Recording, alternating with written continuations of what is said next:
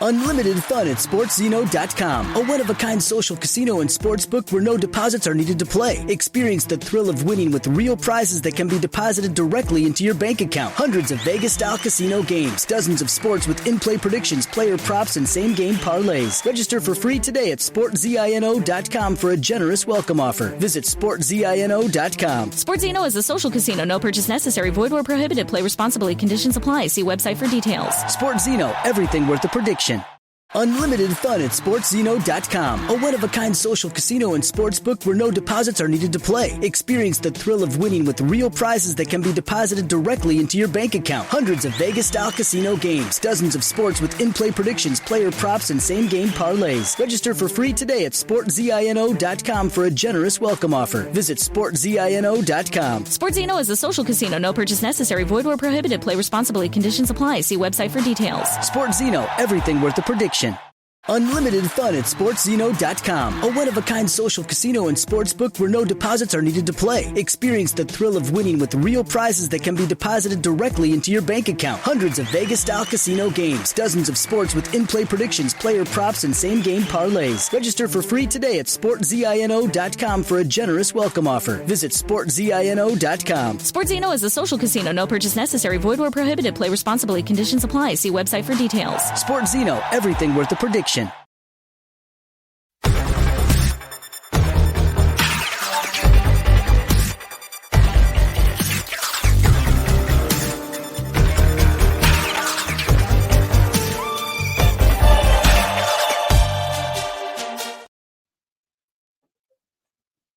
Well, good evening, everybody, and welcome along to the Scottish Football Show, powered by the Rangers Rabble podcast on this Sunday evening. I hope everybody's had a chance to get themselves back in and sorted and calmed down and whatever else for the game earlier on this afternoon, which we will touch on at the end of the programme, as always. But before we get in it, I am joined by a stellar panel tonight. Ian, how are we? I've had better days, mate. I'm not feeling my greatest. Been a rough weekend. It had to be a bank holiday, and the sun's out down here as well. It's made 10 times worse. But good to be here, though. Yeah, listen, I thought there would have been parties down your end since the old Tractor Boys got promoted to the Premier League. I live in Norwich, mate. They don't care.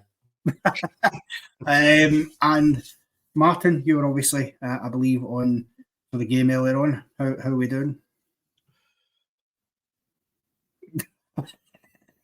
Yeah, I'm all right. Connor, how are you? Aye, not too bad. Right, well, why do you say powered by the Rangers Rabble? It makes it sound like we're some kind of energy company. I wish we were an energy company. We are. We should charge more. Yeah, we absolutely should. Anyway, we are powered by the Rangers Rabble podcast.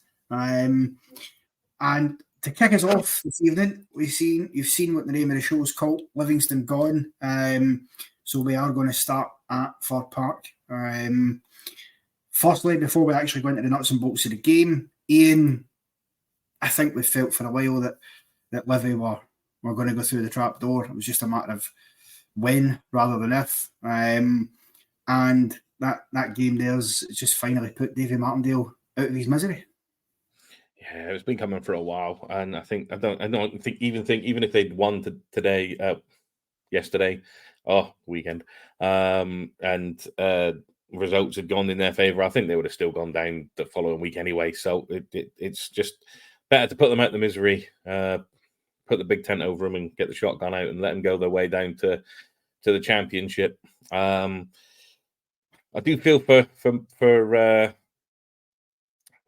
David Martindale. I do feel for him, but I'll keep that one, David P. Ura. But I'm not going to miss their pitch. So in one respect, it's a shame that Martindale's gone, because I think he's good for the SPFL, but I will not be unhappy to see the back of that horrendous pitch. Yeah, absolutely, Martin. I mean, another plastic pitch gone from the league. We know Kilmarnock are in the process of theirs becoming a grass pitch, I think, by 2026. So we might eventually get ourselves an all grass top flight, which would be a nice change. But what's your take on it? I mean, there's loads of reasons, I suppose, for why they went down. Lack of a budget, which is something that Davy Martindale has cited basically for the last 2 or 3 seasons. But I mean, it's just not been good enough all over the park, is it? It was a really poor team. Well, first of all, they deserve to go down because they've been honking. They've been terrible the majority of the season. The only negative to Livingston going down is the fact that they gave the away support so many tickets. But basically, the amount of people I know who are on my jersey who said, I can absolutely guarantee I'm getting a Livingston ticket. You are pretty much guaranteed one. But apart from that, no, I'm delighted they're gone. In some small way, they're a small club who shouldn't be in the top league. They don't get a lot of supporters. And that's nothing against Livingston. They deserve to come up. They played well enough. But there's so many bigger and better teams down there who can come up and really shine a decent light on the Scottish League. Livingston are a bit of an embarrassment. Their pitch is terrible. I mean, I don't feel any sort of sorry for Davy Martindale. Seems like a nice guy. But at the end of the day, he's one of the main reasons why Livingston are down. So I'm glad to see the back of them. I'm glad to see the back of their pitch. And like I said, the only negative is that you were basically guaranteed a ticket. Yeah, absolutely. And I'm sure we also have to mention, as one goes down, I quite mentioned to Dundee United, who obviously will be joining us in the top flight next season. Something I'm sure you'll be happy with, Martin. You might get to see make an appearance. Can I just state right now on this podcast that I absolutely despise Dundee United. The only reason I want Dundee United to do well is because my brother plays for them. Now that might end up in the newspapers. I probably shouldn't have said that. But yeah, not my favourite football club. But Jim Goodwin has done a brilliant job there. He's a phenomenal manager. He's an excellent man, and I've got a lot of time for him. Well, just as long as you know that if your brother ends up scoring a winner against Rangers next year, you'll be fine. Oh, don't worry, I'll break his other ankle. Don't worry about it. But yes, into the game itself then, Ian. Motherwell fairly dominant, it's fair to say, in the game. What do you think you'd have expected? They're doing okay since the split. Not much to play for other than pride in 7th spot. They do, however, get a penalty kick. Another one of these handball decisions. Obviously, we've seen a couple today as well. Mikey Devlin. Now, the ball is crossed in. He seemingly blocks the cross with his arm. Is it a penalty kick for you, Ian? No. In the short term, no. I didn't think. I mean, he's really close to him. He's fired the ball in. He's in the process of moving. If you want to go into whole biomechanics, we don't want to walk down that road. But I'm not entirely sure what he's meant to do in that situation. It annoys me when you're looking at what defenders when they're coming in and trying to put their hands behind the back when they're defending. It's not that in itself isn't natural. So I don't really know what he's expected to do with his arm at that point. I think it's one of those because of the handball rule is, and it's not a case of I don't like the rules, so therefore it shouldn't be a penalty. I understand why it's given because it is in the rule. But the handball rule is something that needs to be looked at going forward to make it a little bit more clear because you can't just. No. For me, no. I'm going to go back to the original answer to the question. No, it's not a penalty, but no one's going to agree. So there you go. Just before that, but corner right at the start of the game, Stephen Kelly has a break right through the middle of the park for Livingston, and there's nobody around about him apart from one defender who eventually closes the angle. And if Stephen Kelly's a bit smarter, he can either make a pass or make a run right through and take a shot.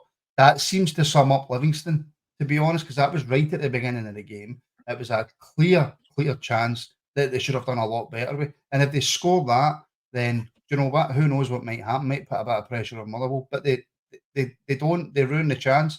And the penalty for me is a penalty simply because I think Devlin makes a slight hand movement towards the ball. I know it's close to him, but I think there's a slight movement of Devlin's hand towards the ball to block the cross. I could be wrong. I've only seen it once, but the one time I did see it, I did think there was a slight movement of Devlin's hand.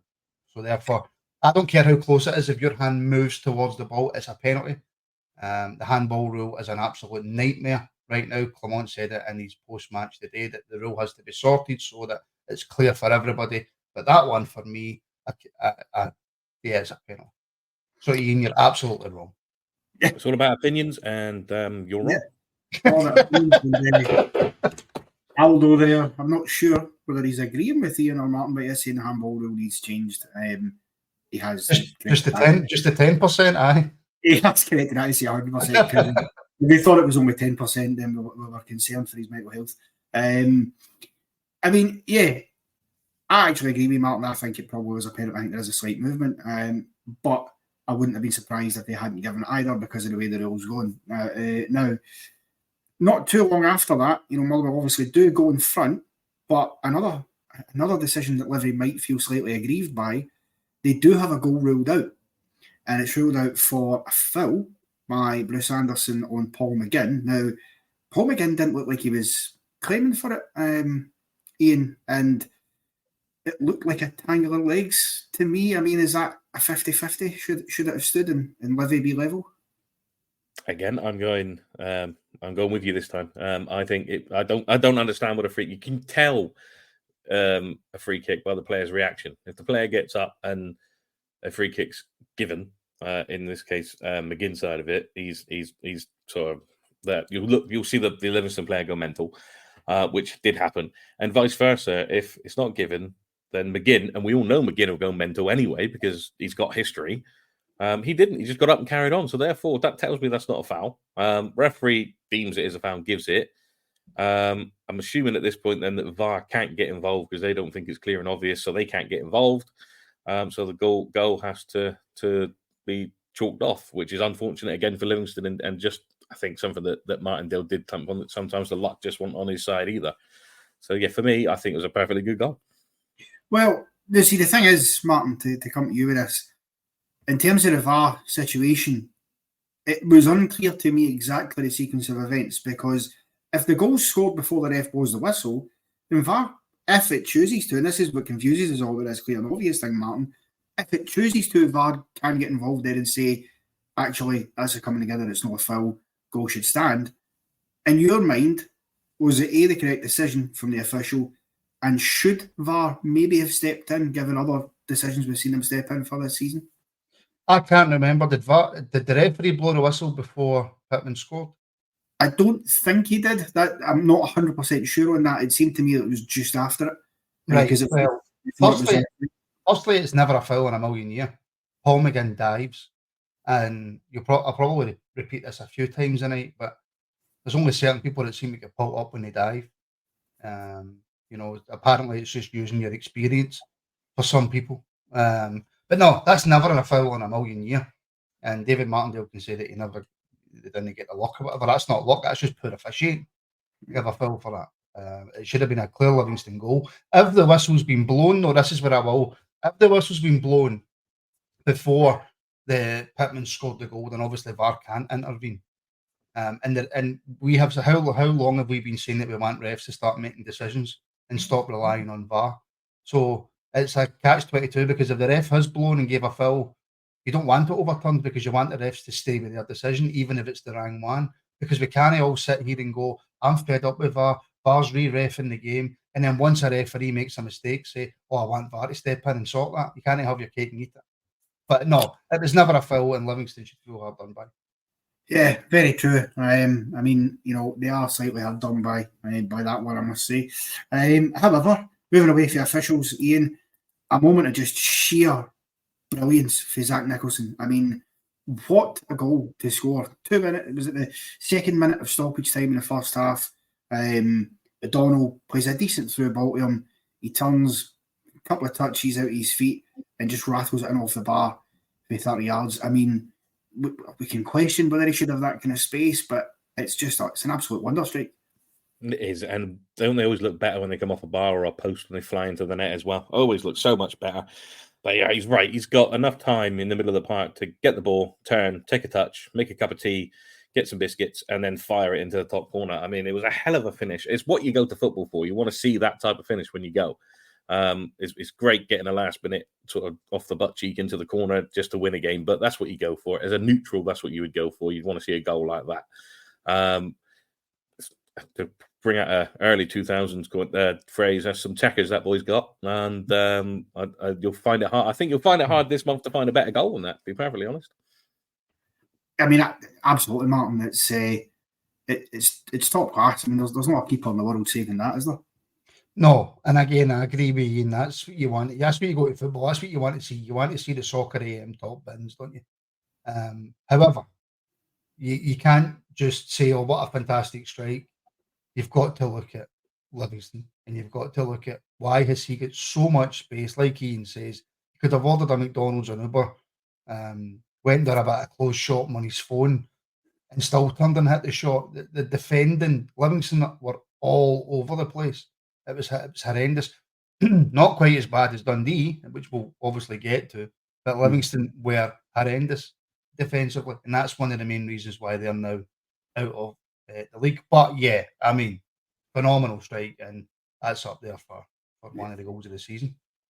Yeah, well, I mean, sticking with you, Martin, and Livingston's defensive woes, Theo Bair gets in again for his secondary afternoon, Motherwell's third. A 15th goal of the season for him, which is what a turnaround he's had since his time at St Johnstone. I think he's sold 1 in 18 months there or something, and he's been a top player for Motherwell, and they'll be keen to hold on to him next season. But again, it's great play for Motherwell. First of all, I thought Lennon Miller played a lovely wee pass through to Georgie Gent, who incidentally he got the man of the match. Gent, great ball in, but again, Theo Bair's able to peel off unmarked, and great header, but poor defender again. I mean, the angle of the head when he heads it in is something to behold. Listen, it was a fantastic cross, and it was a great header. But again, I could just be repeating myself here. The Livingston back 4, back 2 are so far apart. They don't know where the other one is. They don't know what they're doing. They're all over the place. What I will say about Bair is, and I know he's scored a lot of goals this season, but this is the first time I think, anyway, I'm pretty sure that he's ever really done that. You can't just ignore 1 goal in 18 months at St Johnstone. People are screaming about not so much Rangers, but some people within the Rangers support are saying we should have a look at him. A guy who's only scored 1 in 18 at St Johnstone and then went on to have 1 good season at Motherwell. It's the Van Veen thing, innit? You need to be careful what you wish for. Like we signed Nicky Clark after he scored about a zillion goals for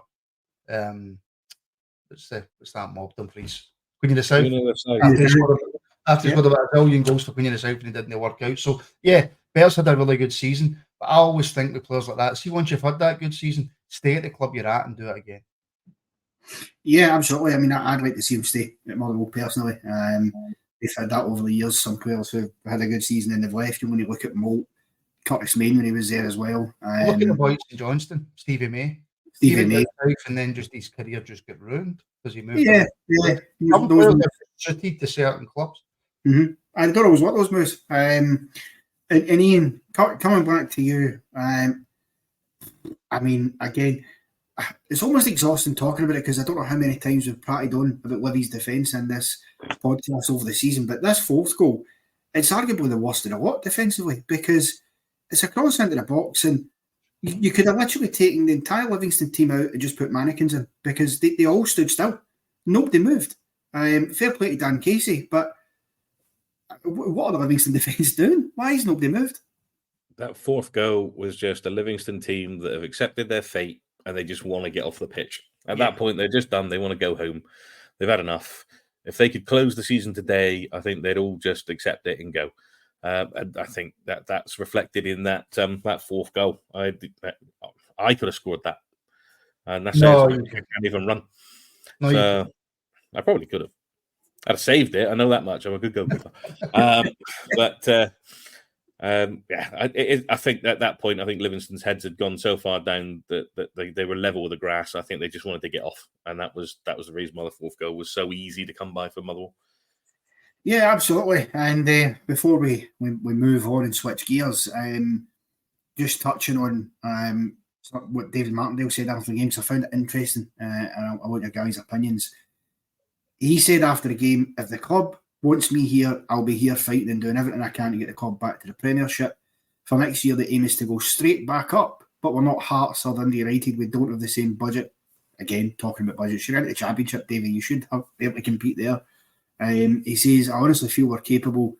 First of all, Martin, should David Martindale be afforded the opportunity to bring them back up?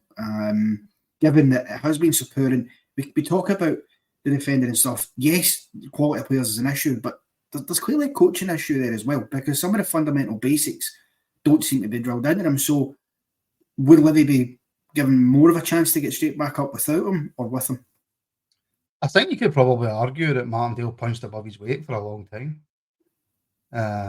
With the players that he had, with the positions that he got Livingston in, and the Livingston's budget. Now, I don't know what all the individual budgets are, but I don't think Livingston's budget would probably be sufficient to keep them in the league for the amount of time that Martindale has. So it's not, the grass isn't always greener when you sack a manager and you bring a new one in. What I slightly disagree with you on, Connor, is I don't think Livingston will have the budget to come straight back up out of that championship. I think there's bigger teams in that championship that will probably get better budgets.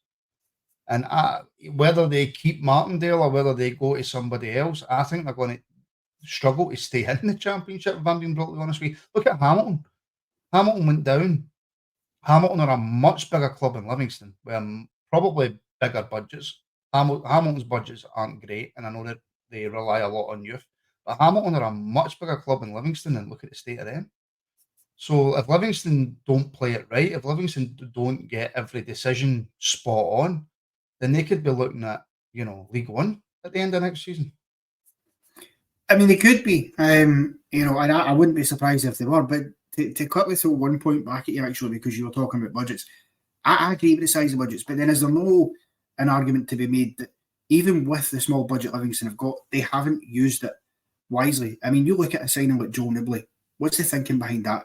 To bring in a guy who he done okay at Arbroath, but I wouldn't have said he was absolutely, brilliant there or lit the head of the light. And they bring him in and he's not done anything for them. So when you've got that budget, your scouting department has to be on it and make sure it's the right players you're bringing in. I mean, even a Mikey Devlin, he's experienced, but there's a reason Aberdeen didn't want him anymore, because defensively he's lacking at times.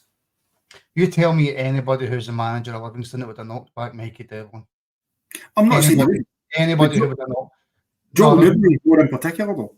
Joe Nibley, I'd never heard of the guy before he signed for Livingston, so you're saying he was at Arbroath. Livingston's budget, he probably done well enough at Arbroath to get Livingston's attention, and they're thinking, just like Martindale's done in the past, if we can bring him up and do what we've done with players in the past, we can make a bit of money on him. But even Anderson was at Aberdeen. There's no way Livingston can knock back that type of player. Andrew Shinney, I mean, he's got decent players in there. I don't think he's brought anybody in that you would necessarily turn around and look with Livingston's budget and go, I wouldn't have brought him in. I don't think there's many. It's just been a really bad season. So whether that is down to the coaching or whether it's just down to the fact that the individual players that they've got, i.e. a Nibley who had to come for Arbroath, just simply weren't good enough. We don't know.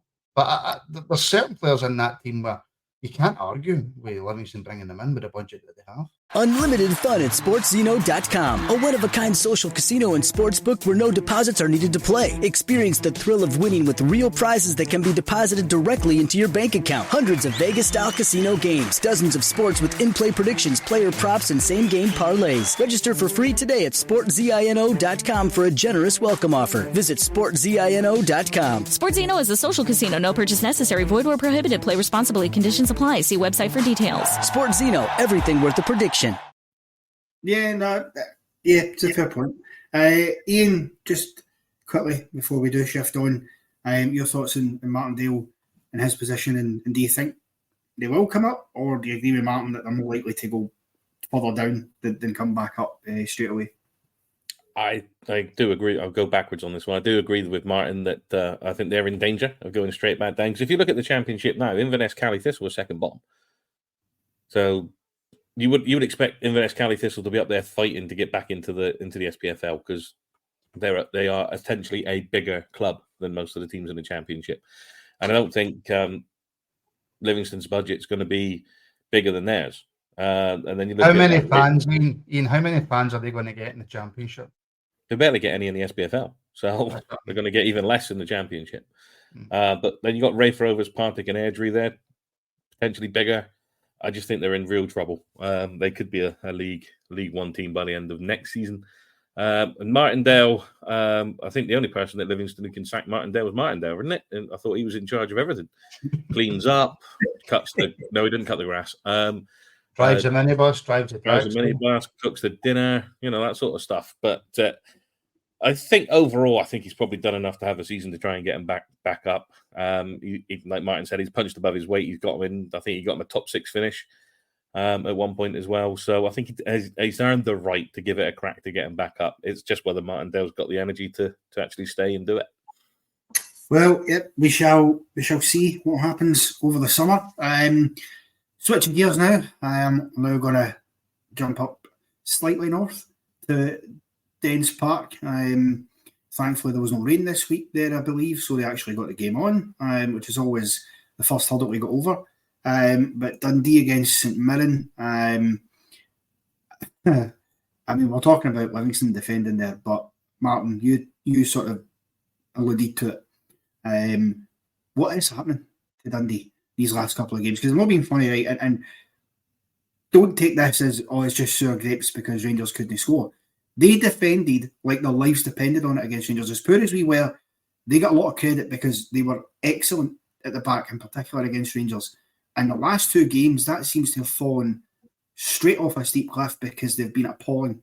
The 2 they conceded against Celtic, one's a great goal, the other one, I don't know what they're doing. And then the 3 goals here, Martin. But how can you go from the sublime to the ridiculous so quickly if you're Dundee defensively?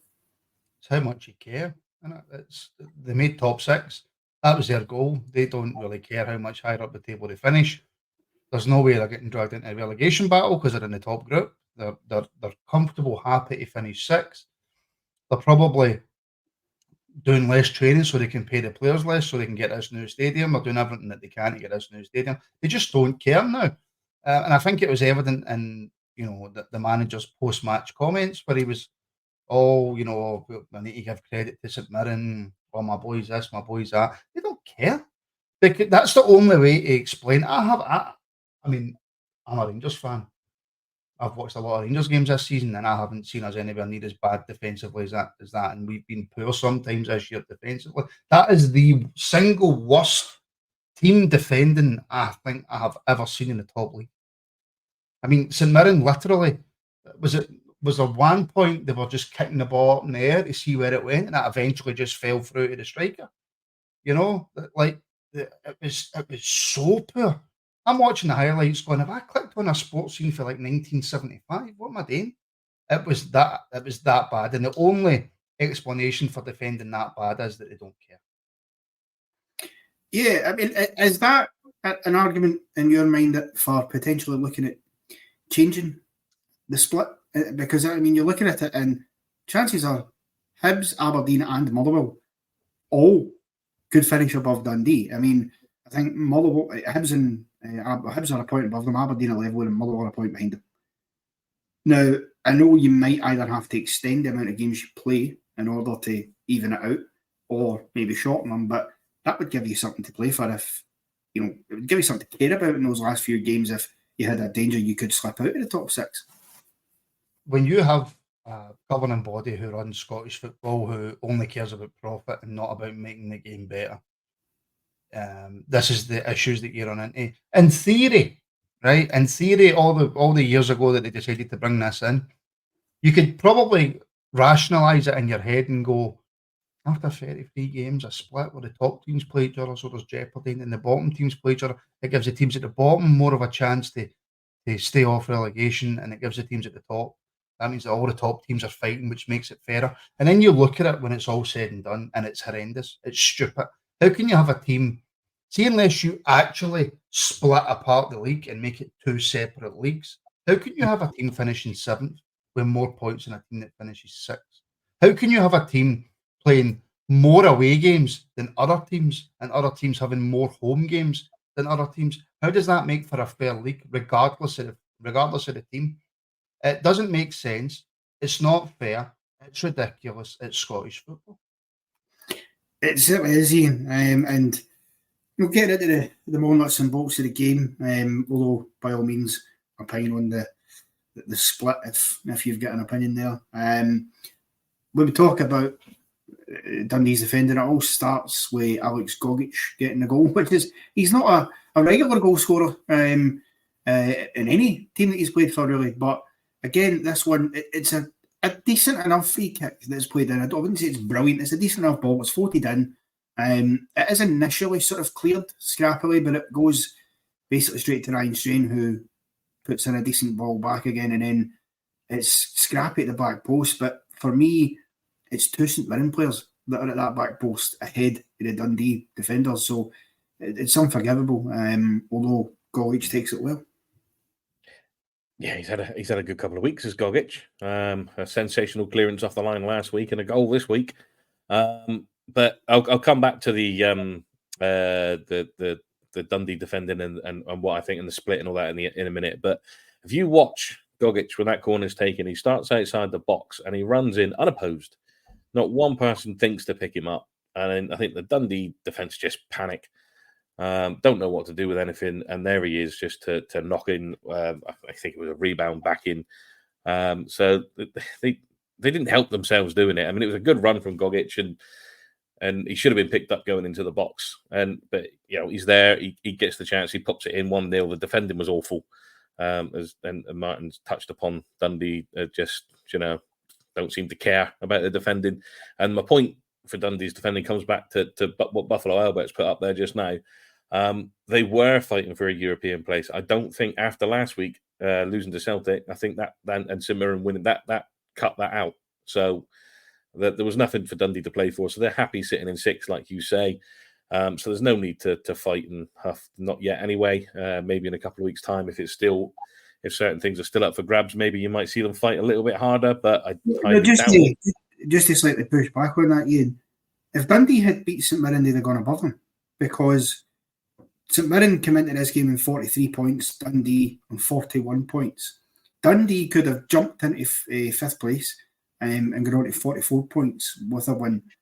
So whilst in maybe the bigger scheme they didn't manage to play for, that was a carrot right there for them despite that defeat, because St Mirren had a couple of poor results recently. Well, sorry, Connor. You explain that defending then compared to the defending. And they probably defended really well against other teams, but I can only comment on the Rangers game because that's the only time I've ever watched Dundee in full, right? You go back to that Rangers game and the way Dundee were defending. You explain how they then played against St Mirren like that. I wish I could. That's why it baffles me. The logical explanation is they don't care anymore because they're in the top. Which is unacceptable, because realistically, okay, top 6, brilliant. Great achievement for Dundee. But when you're going into a game against St Mirren and you win that game, you're into a European spot in 5th place, because we know that either Rangers or Celtic are going to win the Scottish Cup. That means 5th place will get a qualifying spot in the Conference League, which for Dundee would be huge, even just financially for them, because it's not a lot of money they'd get. But for their budget, it would help. I can't explain why it's so poor. It seems to me, and I've said this before about teams like Dundee, you cannot just turn up and put in a full squad performance against Rangers or Celtic. You simply can't. It doesn't wash. And it seems to me that Dundee have turned up against Rangers. Maybe there was a bit of anger in there because of off the pitch things and things that was said about Dundee as a club, and that fueled them. I don't know. But what I do know, Ian, is that Dundee haven't defended like that since that game. And it baffles you when you see it. And again, the second goal, the same. It's good play for St Mirren, taking nothing away from them. But Gogic heads it back into the mixer. It's about 25 yards for goal. Dundee don't deal with it. Tanzer gets in, and easy as you like, just flicks it over Donnelly, or flicks it round him and finishes well. I mean, Martin's asking me to explain Dundee's defending. I don't know if you can explain the drop-off, but it's as good as it is for St Mirren. Shocking for Dundee. Absolutely horrendous defending that second goal. Awful. I mean, we're saying about the Motherwell guy having enough time to do stuff. I mean, Tanzer could have done exactly the same. Once he flicks it past those two defenders, they stand and look at each other and wonder what's just gone on. Goalkeeper doesn't make an attempt to come out really and close it down. It's a good finish, but he shouldn't have been able to have that amount of time to even think about where he's putting the ball. The keeper should have been on him. The defender should have defended a damn sight more. To go back on the defended it and whatnot, do they really want to be in Europe? Because if it rains in one half of Tannadice Street, their game's off. And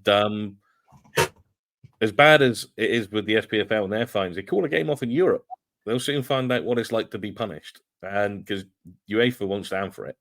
So their pitch isn't up to European standards, I'd imagine. So they're going to have to find somewhere else to go. So, and they're not going to put any money into it across the road. So they won't use it. We might be able to now because it's set for VAR, but does Gordon Strachan have anything to do with St Mirren? Does he get his finger in that pie? That would probably explain it, would it not? Listen, see that second goal. The best way to describe that for anybody who hasn't seen it. See when you take your kids to play football and they're 4 or 5 and the ball's up in the air and they're just all staring at it and it just starts bouncing and the kids are all just looking about because they can't see the ball. And then that one kid who's half decent at football just takes the ball through and the goalkeepers try to just look about and go, oh, there's my dyer there. And the boy puts it in the net. That's what that goal was like. Yeah. I mean, the thing is, to round it all off, defensive woes for Dundee. If you think the first two is bad, you think the first one is poor. The second one you think, again, shocking, what would do better. The third somehow contrives to be, if not worse, just equally as bad. I mean, again, it's ridiculous defending. Olasanya scores it, but Bacchus, who I had on my bottom half, basically worst player for St Mirren this season last week, picks the ball up, strolls into the box, has the freedom of Dens Park to do what he likes, squares it across, and it's Mikael Mandron who has it again. Free as a bird, can do what he likes, skips by a half-hearted challenge for the Dundee defender, and then just slides it across, and incoming is Olasanya at the back post. Again, nobody marking him, and knocks it home for the third. I understand when you're in the box, right, as a defender, you're hesitant to make contact or go down, and you're maybe trying to sort of jockey a little bit because you don't want to give away a penalty. But how can you have 3 St Mirren players basically playing a mini game, a passing drill amongst each other in your box? It's really poor, man. I mean, before it gets to Mandarin, I can't mind the boy's name. St Mirren boy who has it before him. What's his name? Before Mandarin, Bacchus. Bacchus picks up the ball, like you say, and it's not as if he's running at a pace where the defenders can't get anywhere near him. They literally are standing watching him, and then it gets to Mandarin, and I get it, right? You don't want to touch a striker in the box, but it's not that they don't want to touch him; it's that they just stand back with their arms folded, and it's as if the guy's saying to him, the guy next to him, "You get a nice paper, by the way." Oh, he's away. And then it goes to Olasanya, and it's a fantastic strike again, but it's almost as if the goalkeepers went, I'm going to put my hands up there, big man, you just shoot under there, right, because I can't be arsed saving this. It is some of the most, I don't think there's, we slated Livingston for how they performed this season, right, and Livingston haven't been great, and defensively they've been poor. I have never seen, and I haven't seen a lot of them, right, but I haven't seen Livingston put in a worse defensive performance than what Dundee put in today. Yesterday, sorry. Dundee were embarrassing. Absolutely embarrassing. They should be ashamed of themselves. Gordon Strachan should be ashamed of himself, although I don't know what stadium he was at because, he's got 2 teams. But Gordon Strachan should be ashamed of himself. The chairman should be ashamed of himself, but you couldn't mark any of their necks with a blowtorch. No, you absolutely couldn't. And Ian, not a fan of Dundee, Connor. No.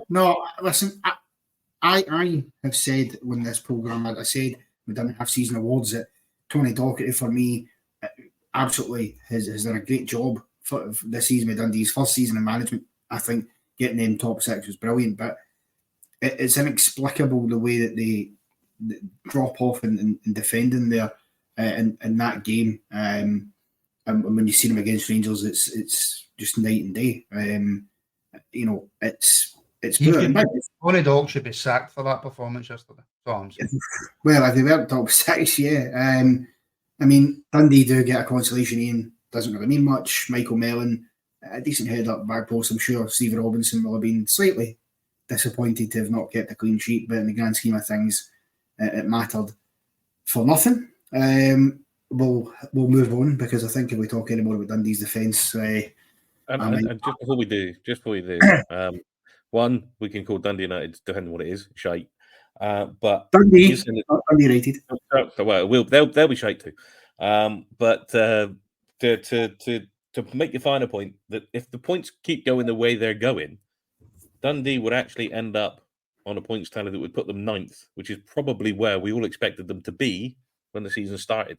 Because currently, like you said, they're on 41 points, but Hibs on 42, Aberdeen 40, Motherwell 41, Aberdeen 41, Motherwell 40. The likelihood is those 3 teams will be above them on points by the end of the season, and the season will reflect that Dundee United effectively, although not officially, finished 9th. Dundee. Sorry, Dundee. Sorry, so I watched something on Dundee United earlier. My apologies. Well, listen, Ian, that's back to what I was saying earlier about the split. I've said it for a while. I'm not a massive fan of it. I think it takes stuff away, and I think you could you've got 2 options. Really, for me, the best option is I would increase it to a 14-team league, and you have 42 games a season, playing each team 3 times. For me, that's the way to do it. You could have 13 and just add an extra game, and it's 39 games. But for me, that it would be and you're not playing the same teams all the time. You might get a gap, instead of playing a team 1 week and then 2 weeks later you're playing them again. I've always said, how much more would Old Firm games mean if there was only 2 a season? I know people love the 4 Old Firm games a season, and I get that. I don't particularly. I hate every Old Firm game. I can never relax, and it does my nothing, and I end up with a sore head and all that sort of stuff. See, if I only had to deal with 2 of them a season, I'd be much happier. So maybe I'm slightly selfish, but I think for the Scottish League, if you market 2 massive Old Firm games per season, and you've got a bigger league, and you've got more quality in that league, and we try and follow the kind of the Bundesliga route, where, all right, maybe you've only got 34 games a season or whatever, but you make that league more competitive. There's so much we could do with this. Listen, you could end up with 7 Old Firms a season. If you end up... we have in the past, and it's stupid. Yeah, I remember. Was it 2011? I think was one where you had 7 because you had the cup you play and then you played them in the final. I mean, it's too much. It takes some of the magic away from it, but that's potentially a subject for a pod on another day. Switching gears, continuing our path up north, we go up to Dingwall for Ross County against Hibs. Connor, you've took us from Dens Park to Dingwall. Seriously? Yep, I have indeed. Yes.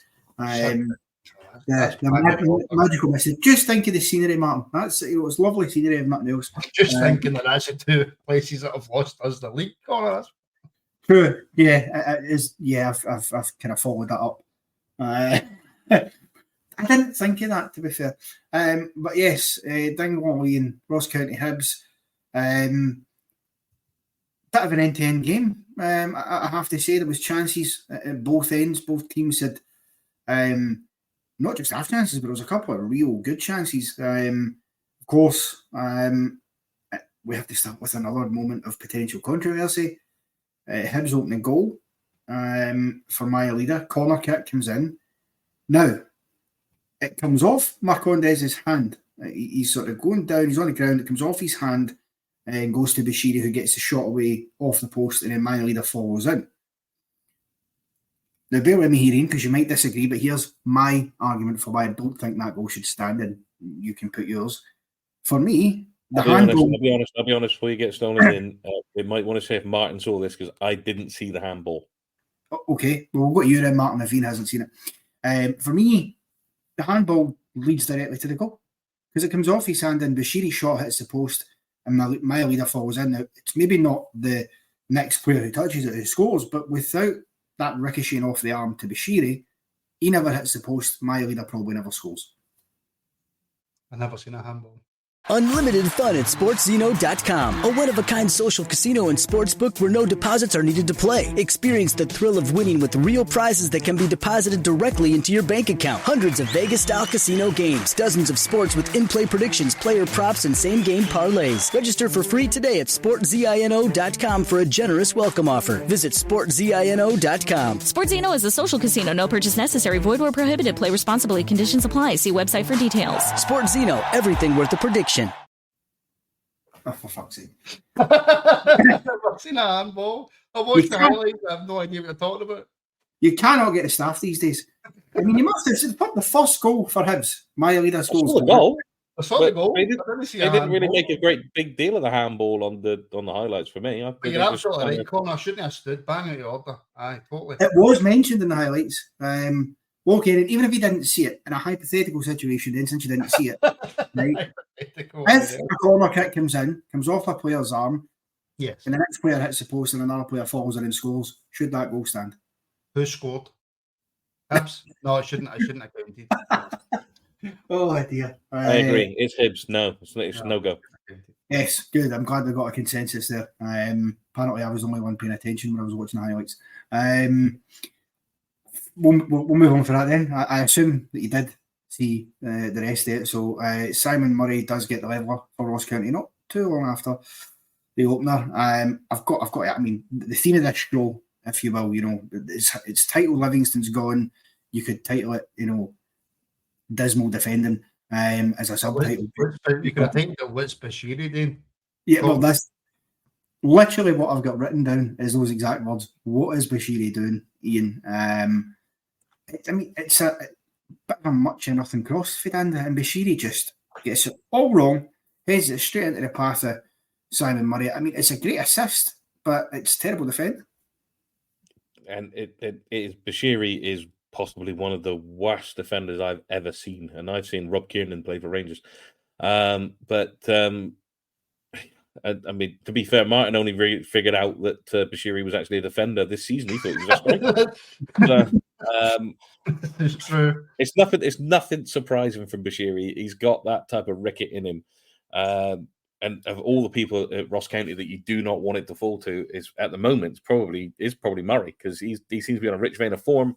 They have got a very decent working front line. Him, Brophy, although I'm sure you'll get to it in a minute. Brophy spurned a decent chance, and then they've got a decent backup in Jordan White. So they've got a good forward line, really, Ross County, and probably shouldn't really be in the position they are in this season. Maybe if they'd made the decision earlier in the season to get shot and do what they've done, it may have been different for them. But just that again, just to go back and to go a ton the commentator. Well, it was Burns that was with him on that day. What's Bashiri doing, Tam?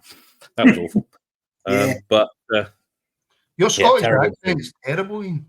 That was terrible. It's not normally that bad, but I've not had a drink. I've not had a drink yet. So. Well, sticking with that, Martin, Ian does mention Brophy and asking questions about what defenders are doing. Mariah Welsh has his blushes spared because don't know what he's doing. He takes a poor touch, and Murray, to be fair, I thought Simon Murray was really good, and he's sharp, and he's in again. Gets a shot away. It's saved. It's a decent save, and then Brophy with a follow-up header, sort of similar to kind of, Suter the day. Obviously, it was close, but in that way, it was a follow-up. Brophy, should he be scoring that for you? Or Hibs lucky they weren't behind at that point? I'm going to level with you here, guys. I only seen the goals in this game. So Well, I saw the miss. Because I've already made mention of it. I saw the miss. But what I will say is Brophy should be doing so much better. Ian, you've seen it then. 2 questions. Mariah Welsh, what's he doing? And Brophy, should he score? Well, I'm not doing the impression again, so forget that, because that's a harder name to say. But it's a brain fart from a minute. He's just lost all composure of where he is, what he's doing. And again, the wrong person in the Ross County team for it to fall to for Hibs. That ball comes back across, and Brophy's missed, and it's the easier thing to do would be to score. So I don't really know what's gone through his head at that point. It's a horrendous miss. No wonder he had his head in his hands and didn't know where to look when he got up off the floor. It should have been Hibs behind at that point. See, in all seriousness, right, though, Eamon Brophy's a strange one because he's went through periods where he's been unplayable as a striker, and he bangs the goals in. Yeah, but I don't know what it is with him, Connor, but maybe it's just obviously it's that thing again where players fit certain teams, but he's never been anywhere near fulfilling his potential because he had the potential to be a great player. I don't know if it's because he's for Cleveland. No offence to anybody for Cleveland. But he's just, I don't know what's happened to the boy, because he's went to Ross County. He's not really done much.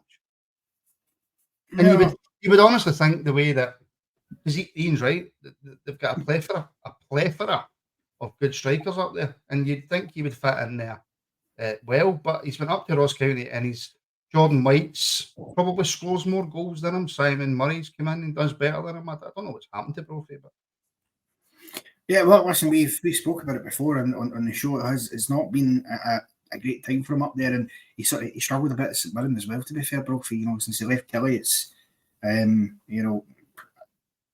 baffles the mind that he somehow has Scotland caps these days. But in terms of County and getting the points, seeing they did obviously get the winner. Well, you're not coming to me for that one, because I've seen that. Well, I'll come to you for that then. Since you've seen it, right? Poor pass from 1 out of 3 is not bad. From Walcott and the goals. I don't know what the script is with David Marshall. I assume picked up an injury. But a poor pass from the keeper. Cadden just kind of get there in front of Harmon, who, to be fair, makes up the yards, I thought, really well. And it's a decent ball for White, turns and finishes. And that's the kind of thing Jordan White has done quite often for Ross County at these points of the season. He pops up with goals late in games to nick it for them. I'm a big fan of Jordan White, not just because he's a big blue nose, but I think he's a cracking big striker. I don't think he starts much for Ross County, does he? 9 times out of 10 he comes off the bench, and he always seems to pop up with an important goal. And by the way, David P's absolutely right. I am trying out the Michael Stewart of punditry tonight. Just talk as if you've seen it, even if you haven't. But I've always been a big fan of a big Jordan White. He scores the goals that matter. Yeah. And by the way, to be fair, you're 100% right. It's a cracking turn and finish, and that's not something that you associate with Big Jordan. He's normally getting on the end of a header or something like that, or it's a scrappy goal. It's actually a fantastic finish for him. Yeah, absolutely. I mean, listen, if Jordan White had that header that Brophy missed, he'd have probably scored it with his track record in those situations. But yeah, great header for him, and a decent goal. Second home game in a row that Ross County have come back from a losing position to win. We'll not labour too much on the first one, obviously, but signs there that they might be able to keep themselves from that playoff spot. 2 points above St Johnstone, who we will come on to slightly later, and they've still got to play St Johnstone. So that game is a straight shootout for you, Ian. Whoever wins that stays in the Premier League and avoids the playoffs. I would imagine so, because that'd be too big a ask for St Johnstone. But I don't think St Johnstone have got what it takes now to surpass Ross County anyway. I think Ross County will pick up more points with the remaining games anyway, regardless of the game they've got against each other.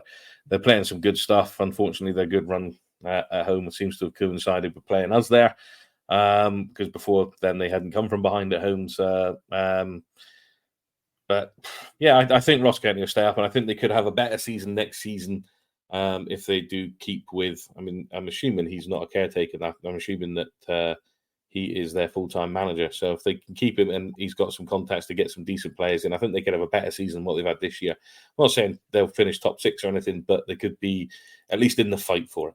What's his name, Ian? No idea. Don Kenny. See him standing with that. At least that, but I could tell he had no idea who the manager was. I do know his name. I heard it enough, and it escaped me at the time. I was like, you know what? Well, to be fair, Ross County have had quite the Watford season when it comes to their managers. I mean, they started with Malcolm Mackay. Eric Adams came in for a cup of tea. Was and then obviously Cowies took over. By the way, Cowies done a cracking job since he went in there. But again, we speak about budgets and we speak about players, and I think Cowies done a great job. And by the way, I know we're going to come to them later, right? But you're saying about a Ross County doing well enough now to maybe avoid that 11th position. Again, the only benefit to St Johnstone staying up is the amount of tickets that we get for away days. St Johnstone offer no other benefit than that. Their stadium's honking, their pitch is always crap. It's a horrible, horrible stadium to go to and get out of. If St Johnstone go down in that 11th place, I don't know who it is that's going to be in the promotion that they will play, but I'll be praying for St Johnstone to get out of this league. Yeah, well, listen, I think they've flirted with it a few times to Johnson, and I can't say it would disappoint me if they went down, to be honest. But moving on to our neighbours across the city. At Be neutral, please, Connor. This is a neutral platform tonight. I am. I said moving on to neighbours across the city at Parkhead. It's Celtic against Hearts. Firstly, as an overall talking point, Hearts, Ian, very wasteful in recent games. That's 3 in a row now without scoring, which is very unlike Hearts, particularly when they've got Lawrence Shanklin. You'd think he was maybe injured, that could happen, but the chances if they create and pass up in this game again, they could have been in front after a minute. They got in. When the Gisa squares it to Shanklin, it's maybe slightly behind him to maybe give him some mitigation. But he sort of has a squaff at it, and it's deflected wide off Carter Vickers. But the deflection itself could have really taken it anywhere. But I don't think. Is it a case of the chance came too early? You set up and you're going to go at them for the first bit, but did it come just that little bit too early? But it was a bit behind him, so it's a difficult skill to be able to get that ball and generate enough power to make it troublesome. But they weren't short of chances in that first half either, which we'll get onto, I'm sure. But I think at one point that the fact that Shanklin was booked early on as well really affected him, because he can't then do his rough and tumble stuff just in case. But I think that first chance did come just a tad bit too early, and they weren't set and expecting it themselves. No. No, I'm sorry. We've spoke about Shankland, and everybody in the league spoke about Shankland, and Hearts fans have spoke about Shankland, and you and Cameron spoke about Shankland and how he's the best striker in the country, how he's one of the top strikers in Britain. Sorry, he's got to do better there. It's a fantastic opportunity. It's a fantastic chance, and he sclaffs the shot. He's been off it for a few weeks now. Shankland, he's been off the boil. I don't know what's happened to him. But when you get a chance like that at Parkhead in the early minutes of the game, you have to take that. You take that. You must be going there as Hearts, knowing, see if we get an early goal, the pressure that's going to put on Celtic, the fans are going to turn. They're going to try everything they can to get the goal back, and that's going to give us even more opportunities to score. You get a chance like that, you must take it. Well, that's absolutely. And that was part of the question for yourself there, Martin. With that chance, the fact that, the psychological element of that, Celtic had lost the last 2 games they played against Hearts. And if Hearts then go in front after a minute on the clock, psychologically, I mean, that would put a seed of doubt in Celtic's head and their fans' head as well, just because of what's happened in the last 2 games. So it is a real big opportunity missed for Shankland there. It really is. Connor, with 4 games to go when that game's been played, right? It was 4 games to go. Hearts know, like, Hearts are in 3rd place and they're not going to go 4th. They're certainly not going to go 2nd, right? So Hearts are finishing in 3rd place. So Hearts went to Parkhead with a free run at it. Didn't matter if they had went for it and Celtic had put 5 or 6 past them. Kilmarnock aren't going to catch them. So Hearts went there with a free run. So you must go there knowing, see if we get an early chance. They're pushing for a title. They can't afford to slip up even once. We go there full of confidence. We've got the best striker in Scotland and one of the best strikers in Britain. We go there, we get an early chance, we take it, and we put pressure on them. But what do you expect for Stephen Naismith? Well, listen, there were other chances that they had throughout the game, which we'll come on as we go through it. But, Celtic obviously do eventually get the lead. I mean, to be fair, they had 1 or 2 moments after that as well. They do get the lead. Ball comes in from a corner for Celtic. It's cleared as far as Hatate sends in to be fair, really good ball back in the box. Hatate's weighed it beautifully. And Keel goes there unmarked. He's completely unmarked and he heads it in. It's a great header, I've got to say as well, to direct it in. And, Celtic go in front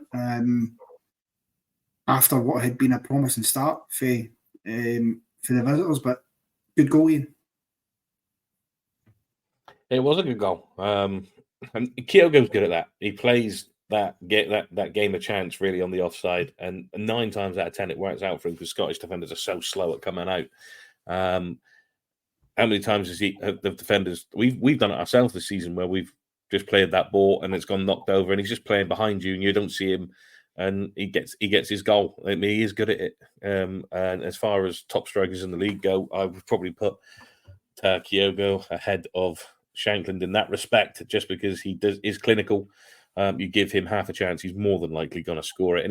And this is coming from a striker who has been technically off form for the last few weeks as well. I know there's a lot of was he offside because of the offside rules? He's not. He's onside. It can be easy for us as what essentially is a Rangers podcast to say, I think he was offside. How can you tell where that goalkeeper's foot is? He's onside. So all of this stuff that I've seen on socials, just give that a rest. He's onside. It's a good header, a good finish, and 1-0 to I must admit, I didn't want to say that. I must admit it confused me, and maybe I don't know the offside rule, but forget the keeper.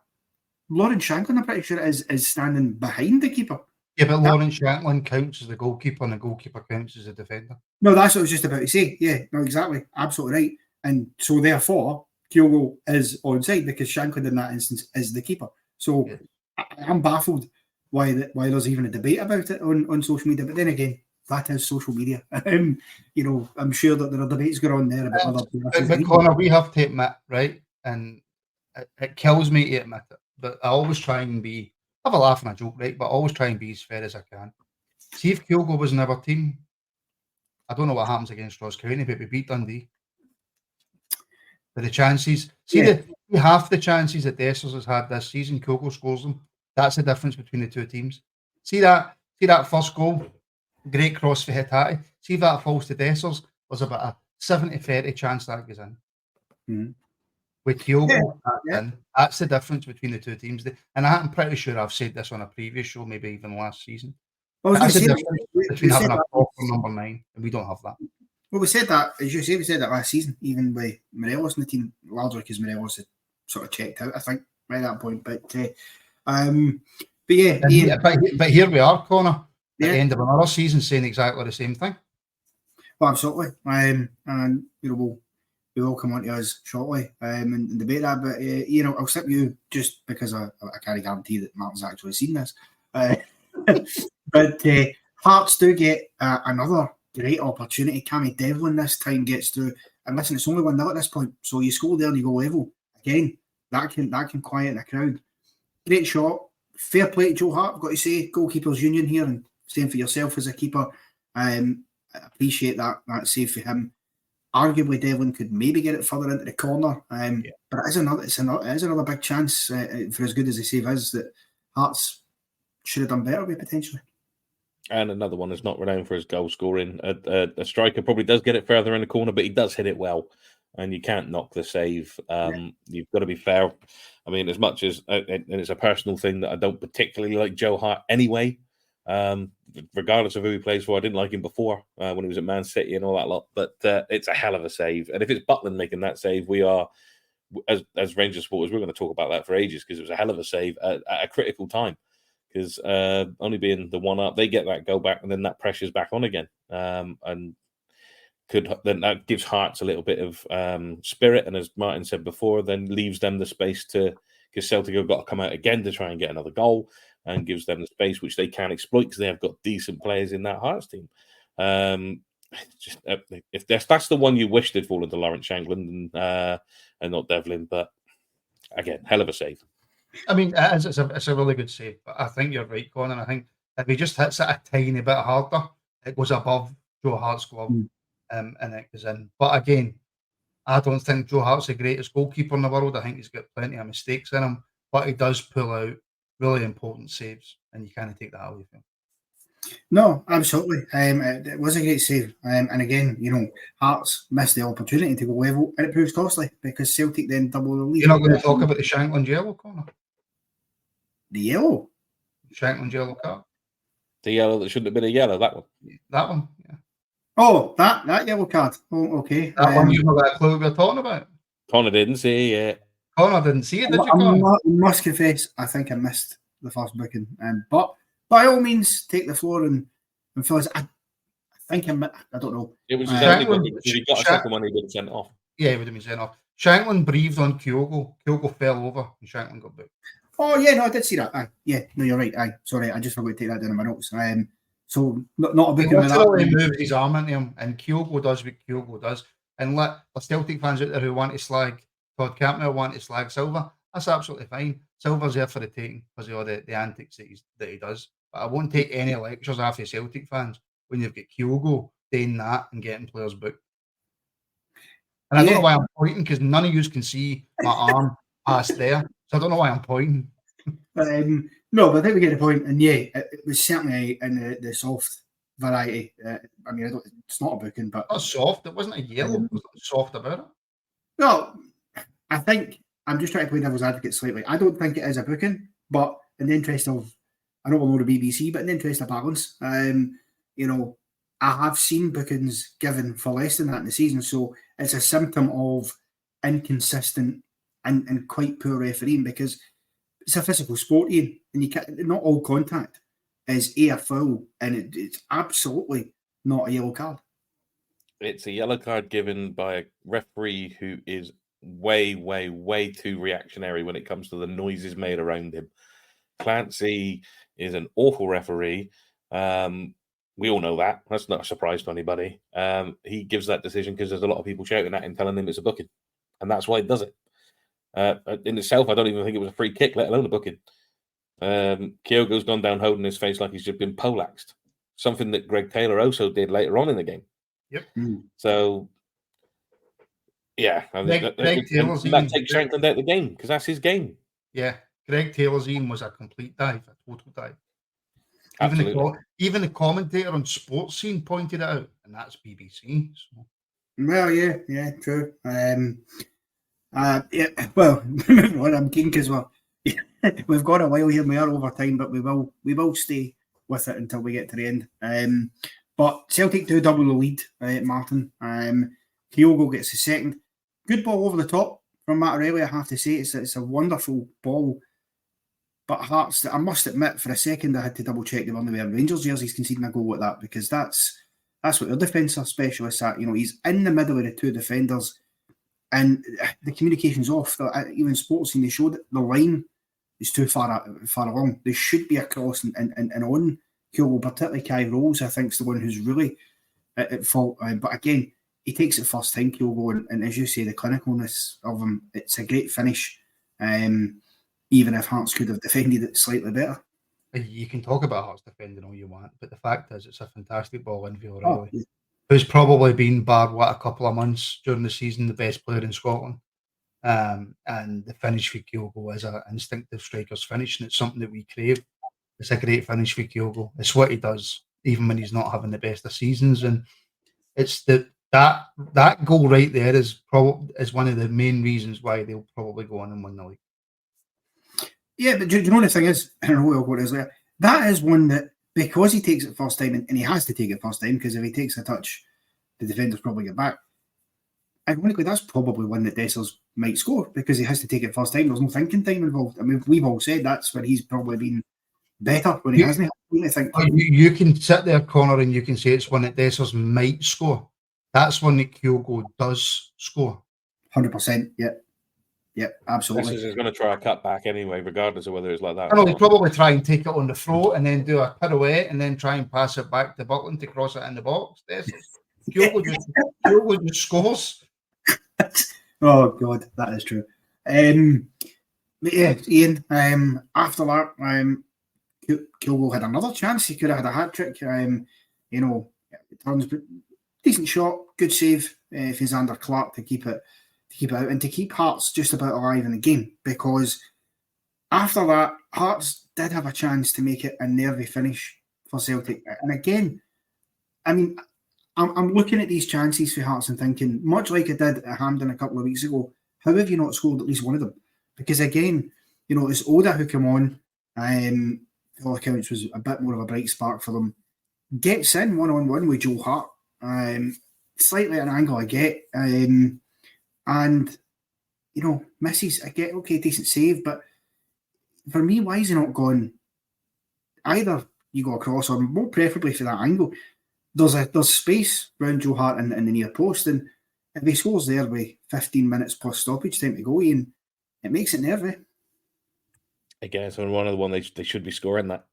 That's a definitely. So you're through. You've made the space. You've created it. You've left Greg Taylor on the floor pretending he's been elbowed in the nose. Another one, and you get Dosk. There's no excuse. There's plenty to go to aim at. He's got plenty of time to make his mind up, and he fires it pretty much straight at Joe Hart. Yeah, he's got to make the save, and he does. But it's just one of those. I mean, you've passed up essentially there. There's 3 decent opportunities. I know I said it was a bit too early in the match, maybe in the first one, but Martin is right. If you get a chance like that, you do have to take it against us and them. And then you've got the Devlin one now. This one of those goes in. It's a whole different type of game for Celtic to try and win. I just want to call out a bad name, but Ball Scratch on the thing. The reason we're complaining about Celtic is because it's the SPFL show. It's not a Rangers podcast. This one, we do this all the time, and I thought we'd got past that point. So we are not necessarily complaining about Celtic. We're just talking about the Celtic game. So go back to the start and catch up. I mean, Hart should have scored. Yeah, and just to clarify, however, sorry, Connor, on you go. No, I was just going to say we are going to mention. We'll make mention of the Rangers game at the end of the programme. We will have a brief sort of discussion about that. But this is, as Ian said, Scottish football show. You might be new around here, so fair enough. But it is what it is. Martin, you were.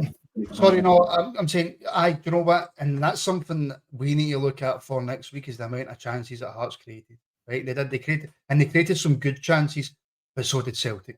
Celtic scored 3 goals, and Xander Clark was also busy, and he actually made a cracking double save at one point from O'Reilly and Hatate. So Celtic created a lot of chances as well. So we can sit here and we can say Hearts created chances and they should have scored maybe 1 or 2, but Celtic scored 3 and possibly could have scored 5 or 6. Yeah, absolutely. And just to round this off, as painful, Connor, as that is for me to say, it's unfortunately the truth. Well, to round this off in this game, then the question for the both of you, and we'll start with you, Ian. Celtic do get a penalty kick. I know they say they don't get penalties, but they did get a penalty. And it is a penalty. I don't think there's any debate about that. Shankland's hand is high. Now, bearing in mind, we have all, I think, agreed he shouldn't have been on a booking in the first place, but he was. Is he potentially lucky not to have got a booking for the handball? Because the hand is high, and depending on your referee, you might see that as a booking because it stopped the ball getting into a danger area. And that goes back to player reaction, because as soon as he handles it, you see Shankland's reaction. Shit, I've just given away a penalty, and then double shit, I'm walking here because I've already been booked. So he's kind of expecting it himself. Is there a chance that Clancy's realised he's made an error with the first booking, so he's kind of let him away with this one? He is lucky. It's one of those. It's a 50-50. I've seen some people book for it. I've seen some people not book for it. He's got lucky today and not been booked. No doubt it was a penalty. You can tell by player reaction anyway. So, yeah, we can't complain about it. I think he's 50-50 whether he could have been sent off or not, because it's one of those. As handballs go, it's Stonewall. It's the most Stonewall handball penalty you'll see. He should be booked. The reason he's not booked, I totally agree with Ian. I think the referee's noticed that he's made a mistake booking him with Kyogo, and he's went, I'll give him a pass on that one, which he shouldn't do. Even if you've made a mistake, he should have been booked and sent off and received a second yellow for that. So Celtic can feel rightly hard done by that for a change. Yeah, absolutely. And, well, as we say, they picked up their 3 points on yesterday. Which, by the way, can we also just discuss very quickly? I know we're running over time here. For me, that puts 1 3/4 hands on the league title for them. That one, I think that's a huge win for them. Massive. There's a lot of people, Connor, expecting Hearts to pick up something. I don't know why. After watching them against us in the semi-final, you can see how powder puff Hearts truly are. But I think that's a massive win for them mentally. And I think people are going in the way that they were in the first half of the season, because in December they went there and won, and obviously they won at Tynecastle. But I mean, as you say, Hearts look powder puff, and I never really fancied them. But I suppose the question is, you say 1 3/4 hands. So the connotations obviously is if Rangers do win, then they're leveling points. Depending on the score line will depend where the goal difference is at. If you can win by 2 goals, then you're right in it with the goal difference. Then you're only, I think, a goal of a difference or 2 goals of a difference. So it's there. There's an opportunity. But in your mind, if Rangers do win, let's just talk in that hypothetical world, is the Kilmarnock game the last? That's the only game. That's the only game they can drop points is Kilmarnock away. And that depends on where Kilmarnock are in the league and if they can be caught in 4th place. And it depends on what kind of mood Derek McInnes is in. I think last game of the season, Celtic could probably be a bit nervy, but Kilmarnock don't have a great record in last game of the seasons, do they? It's the penultimate game, it's not the last game. Because it is Kilmarnock the penultimate game. Well, Yeah. that actually helps us in. That's That's the midweek following the Old Firm 7:30 kick-off up at Rugby Park. The Celtic then finished the season, I believe, at home to St Mirren, if I'm not mistaken. Right, well, they'll beat St Mirren, right, because they'll just agree to open another shop in their stadium. The only way we can win the league is by, and if we do beat Celtic, it won't be by much. It will be a 1-0 or it will be a 2-1 if we are extremely lucky, right? So if we beat Celtic, the only way we can win the league is if they go up to Kilmarnock or down to Kilmarnock and they're feeling the pressure and Kilmarnock have a good day. If they beat Kilmarnock, they win the league.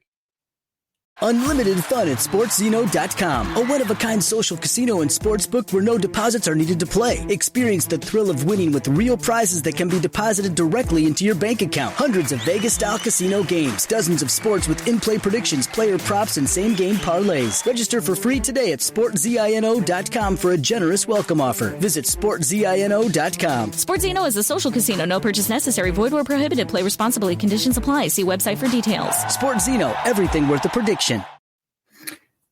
Yeah, I think that's probably true, Ian. That is the last hurdle for them to get over. Listen, the Kilmarnock could beat them there twice, to be fair, and you never know. You never know what could happen. We're all hoping for something to swing our way, but listen, if it goes to a helicopter Sunday scenario, then I mean we've got a good record in the helicopter Sundays, to be fair, but we do, but there's no way Connor sitting there taking points half time. Well, the reality is it would be not only outscoring them, but probably having to outscore them by at least 2 goals. And when they're at home to St Mirren, okay, we're at home to Dundee. So, you know, if we can do what they did, because let's be honest here, Dundee shipping 6, grown 7 or 8 or 9 or 10 against them, that really is what boosted their goal difference. Because since that game, they haven't necessarily been hammering teams, you know. Dundee's defending will be back on point for that game, I'd imagine, though. So. Oh yeah, no, you're saying that, but if we send Dundee an email, and we probably have to send it around a bit now just so they get it, but if we send Dundee an email saying, look, we'll get you a pitch, boys, right? We'll sort you out a pitch for next season. Just bring the under 8s, right? Bring the under 8s, and we'll sort you out a wee pitch next season. Put 20 past them, we win the league. Done. Sorry. Well, listen, I remember Chris Sutton saying that Dunfermline laid down to us in his post-match in 2003 when they hammered Kilmarnock, so God knows what will be said if that does happen. But anyway, we do have a last game to cover off, and we will sort of whistle-stop our way through this one, Ian, because not much to be said for it. Not a lot happened. Kimpioka starts it off, has an effort, cleared off the line for Gartman. Fair play, I must say, because he's on the stretch and he's that close to his goal. I think 70% of the time you're not going to your own net, so I think he's done well to clear it, Gartman, in the instance there. And then Aberdeen get a penalty for the challenge, and Nicky Devlin, Cameron Smith puts a hand in his back, and then he collides with Considine. So I guess the question on that one is, it's probably a penalty. Which foul is he giving it for, do you think? Because if it's for Cameron Smith, it's half. If it's Considine, it's a Stonewall penalty. I'm hoping he gave it for Considine because I just can't stand that man. So I'm going to say he's given it for that for that one because, like you said, the first one's a bit harsh. The Considine one looks more likely to be the foul that he's given it for. I've got to say I'm glad you're hosting because I would never have got that St Johnstone player's name right. But yeah, I mean, if it is the Considine one, then it's a definite penalty. And they've got a player in Miovski that 9 times out of 10 he's going to put penalties away. So it was a Of all the games, if it was the one you chose to watch in full at the weekend, you would have been disappointed that you made that choice. It was the worst game. Yeah, Do you know what? Do you know what's their contact? Considine, yeah. What's No, that? well, I suppose that you could make a case that after handing the back to Smith, Devlin is already sort of off balance. So I don't know if he's maybe on his way down. But for me, it looked as though there were contact for Considine, and I think it was probably a penalty. I take it you're on the fence, You're Martin? talking about the one that Aberdeen scored for. Yes. Well, it's not a penalty. Not, so. Yeah. I must admit, the first part of your bit, I was away in a world. I wasn't listening. I wasn't sure if that was a penalty that had been awarded or not. The penalty Aberdeen got, again, I've only seen it very, very quickly on Sports Scene, but I'm not 100% sure there was actually any contact. Yeah, I mean, listen, it's all about opinions. It looked to me like there was. I don't think there was much. I must say, I don't think it was. He's absolutely right to come out, but I do think it's a penalty because I think it's the combination of things. I think the hand in the back for Smith, which is arguably just outside the box, puts Devlin off balance going into the box, and then I think any contact for Considine at that time is going to put him down. Even though you can maybe make a case. So yeah, it's potentially soft, but penalties given. I'm not a fan of Aberdeen. But see the fact that it pushes St Johnstone closer to relegation, I'll accept it was a penalty. Yeah. I mean, we obviously scored at Ian. Aberdeen 1-0 up, about 20 odd minutes left to go in the game. And there was only really two chances after that, one for either side. Miofsky, big chance, and uncharacteristically for him, he doesn't take it because he gets the ball squared across to him. And he's in space. He's unmarked initially. And fair play, the tracking back's good for St Johnstone to get in quick. But you're expecting Miofsky to probably take that first time and put it in the back of the net. Yeah, but Aberdeen on the beach in some way because there's nothing. They can't go any higher up in the league. They can't go any lower really. They're not in any situations now like they were at the start when Warnock had to come in and give us all a laugh for a couple of weeks, and then they seem to have steadied the ship a little bit and got themselves. So maybe they're on the beach a little bit because their season is effectively over. It's just about where are they going to finish, and I think they're probably going to finish where they are. So Miofsky's done his bit, and they're 1-0 up. He's missed that chance. Normally, he probably would have scored it if it was a meaningful game. He probably takes that chance. You're not going to talk about the Mitov moment when Gartman should score because. But just before you do, just quickly on Miofsky, Connor. Just going by the highlights again, I'll always say that because it's only the highlights that I've seen. Miofsky looked off at the whole game. Even the penalty, it looks as if he kind of miskicks it into the side of the net. And it's a great penalty because it's right into the corner. But it kind of looks like he mishits it. I don't think Miofsky had a great game at all. And it's like you say, it's so uncharacteristic because he's 6 yards out. He's got the ball at his feet. He could even hit it first time if he wanted. But do you know what he done? He done a Dessers. He done a Dessers 6 yards out, and that's so unlikely. Yeah, he did. And Ian, you touched on the Gartman one. I mean, Mitov got away with one there, didn't he, really? Because that should have been a goal. Yeah. That should have been. Yeah. Sorry. Your name? And then lastly, at the end. Move on. Yeah, move on. Yeah. But to be fair, we talked about these chances. St Johnstone arguably should have nicked a point at the death because with about 2 minutes left to go, ball's played in Sidibe. Free header, Martin. Heads it over. Got to do better. At the very least, got to keep it in target. I mean, the ball comes in at some pace. Don't get me wrong; it's a cracking cross, right? But he's in the middle of the box, and again, you've got to look at, and it seems to be a theme tonight. You've got to look at Aberdeen's defending there. There's nobody near him, and look, it's not an easy header by any stretch of the imagination. It's not, but for a professional footballer, he should be at least putting that on target. Yeah, absolutely. Well. That'll round off all the other games that we are massively over time. I will just quickly say, because it's the nice thing to say, even though we don't like Aberdeen, Peter Leven, of course, missed the game because he had to go in for emergency surgery.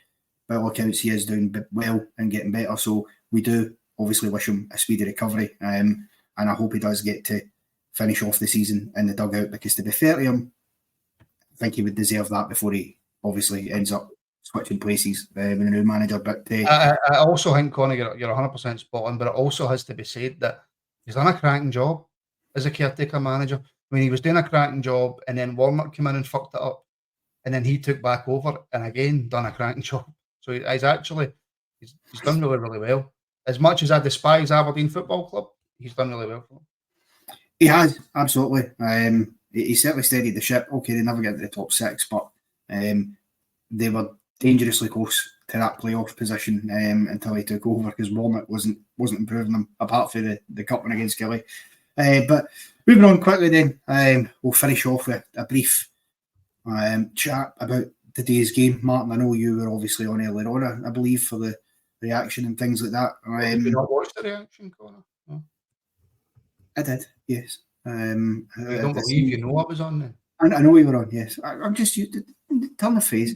We're not actors here, Conor. We're not actors. Come on. Oh dear. See, this is how we've run so far over time, you know what I mean? But obviously you were on earlier, Martin.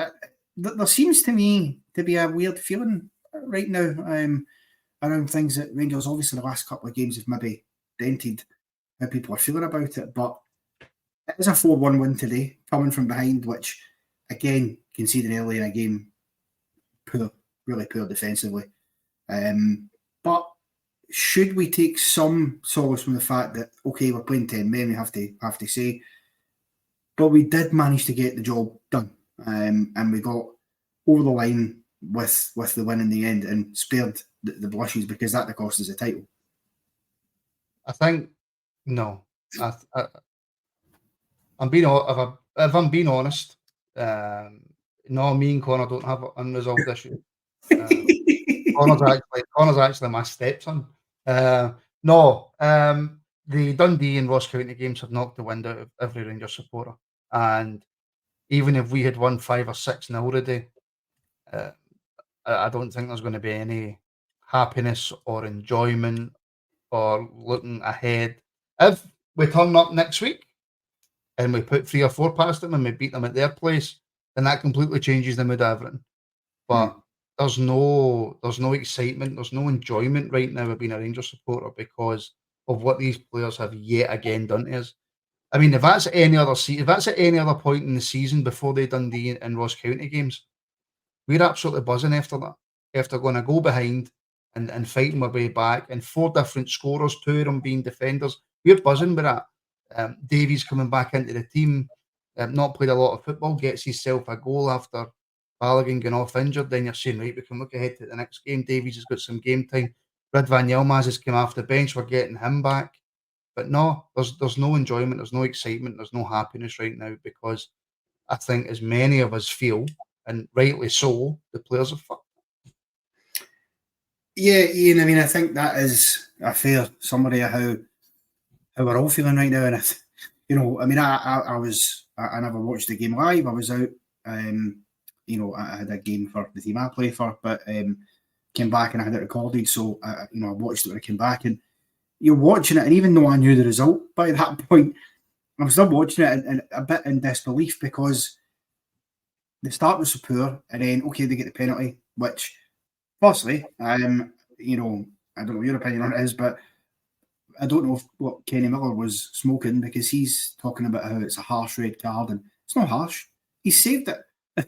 For me, in that situation, if you handball it on the line and you stop a goal, you're going to be sent off. So I think that was the correct decision. I don't know if you'd agree with that, Ian, to get us back into it. And then when Tav misses the penalty, I'm thinking this sums us up right there. It's a good save, but that absolutely is the cherry in the cake here.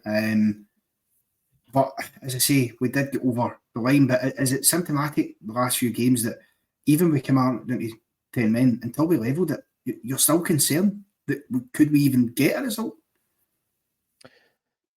Yeah, when they've taken the lead, all the bad thoughts go through your head, and it went through mine that we'll struggle to get back in this. That they're not up for the fight to get back in this. And they did lose their way for a little bit after we went 1-0 down as well. Not that Kelly took advantage of that, but we did lose our way a little bit. The horseshoe returned. We kept playing it around the back 4. The penalty is a penalty. The red card is a red card. God, I wish he'd stop doing that. Although I did say in the chat, it is harsh. I don't think he's meant to handball it. Martin, I think at the time you disagreed with me then as well, saying that he's made a movement with his arm to the ball. So it's all in interpretation and opinions. Again, Martin can be wrong. He's allowed to be. Listen, Ian, as a goalkeeper, I'd have been delighted with that save. Oh, yeah. As a goalkeeper, I loved it. I'd have been up doing the whole celebratory thing. But yeah, a red card. Well, the letter of the law is a red card. He's off, and the correct decisions have been made. The one thing you can say about the VAR decisions, at least the right outcome from all of them today. There's no controversy with any of them. One of them was a bit weird that they had to go to and draw the lines on for Dessus to be offside when the blind man at the back of the stand could have seen. And then Tav misses the penalty, and it's an absolutely outstanding save from that penalty. It's a good penalty. It's deep in the corner, and as a support though, it's going to be one of those days, and that's it. We're going to give them the chance to win the league against us next week. Was what was going through my head anyway. Well, I mean, Connor, can I just quickly pull this up? If you don't understand what I meant when I was talking, then I'll worry. Do you honestly sitting there watching this? And I've got a funny feeling that that's not even a Rangers supporter, right? But if you're genuinely sitting there watching this, thinking that I genuinely think we're going to put 3 or 4 past them, then there's something wrong with you.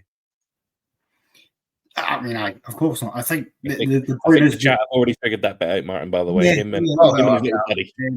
I mean, I think obviously we probably have to realistically win the league, but come on. But I mean, you see that with the VR, and just quickly, because I will bring us to a close now. But they did have that weird lengthy check for the first ambulance, and I don't know why Robert Clark, David Dickinson, is sent to the screen because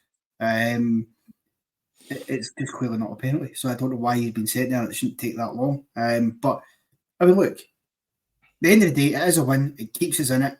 If nothing else, it stops the possibility that they can officially clinch the title against us, because that was a concern for us all. Drop points today, that means they can win it next week. And I guarantee you right now, if that had been the scenario, our very slim chance of getting anything would have been at 0, because they would have been absolutely. It would have been a 5-0 like the last time. Oh, yeah. 100%. But I suppose that's the question then. Moving on to next week, Martin.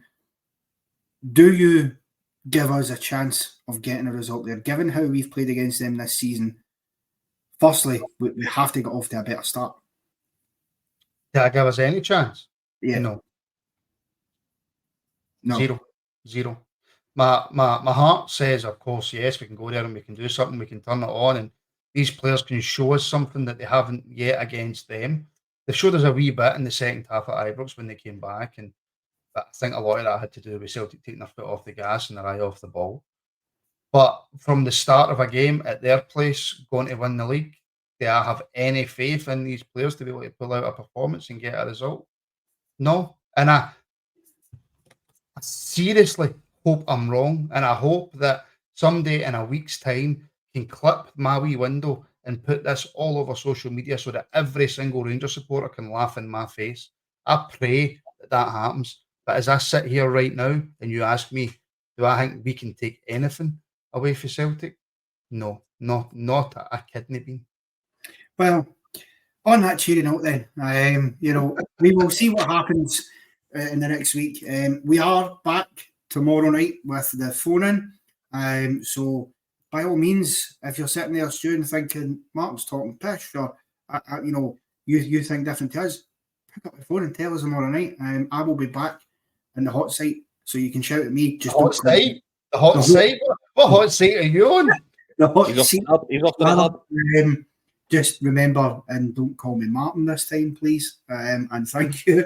And of course, I just try to find out where this hot site is. We'll of course have your usual programming throughout the week as well. With a members show on Thursday, a press conference action Friday, and then the big one on Saturday. We'll be here for that. Give us a like and a subscribe as well. And yeah, as I say, we will catch you tomorrow night. And my thanks to Ian and Martin.